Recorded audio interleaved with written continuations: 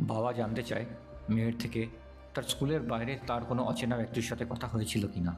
মেয়ে কিছু লুকায় না, বাবাকে সত্যি সত্যিটা বলে, জানায় সে ব্যক্তিটি তার সাথে বন্ধুত্ব করতে চেয়েছে। বাবা বলে লোকটি অনেক বড়, এরম মানুষের সাথে বন্ধুত্ব না করাই ভালো। আর জানতে চায় লোকটি তাকে কিছু দেওয়ার চেষ্টা করেছিল কিনা। মেয়ে বলে না, কিছু দেয়নি। মেয়ে বলার চেষ্টা করে লোকটি খারাপ ছিল না, বেশ ভালো লোক। বাবা প্রশ্ন করে যে মেয়ে কি করে জানলো লোকটি ওকে সব সত্যি কথাই বলেছে। মেয়ে তখন ভাবতে রয়ে যায় আর বলে বন্ধুত্ব নিজের বয়সী বাচ্চাদের সাথেই করতে, বলে বাবা সেখান থেকে চলে যায়। পরে লিজা ছাদে গিয়ে সেই চকলেটটা খায়। সত্যিই তো এটা একটা গুরুত্বপূর্ণ বয়স। এই বয়সে বাবা মার তার বাচ্চাদের ভীষণ খেয়াল রাখা উচিত, তাদের মনস্থিতিকে বোঝা উচিত। মা লিজাকে ডাক দেয়। লিজা চকলেটটা লুকিয়ে হ্যাঁ আসছি। তাড়াতাড়ি ওখান থেকে চলে যায়।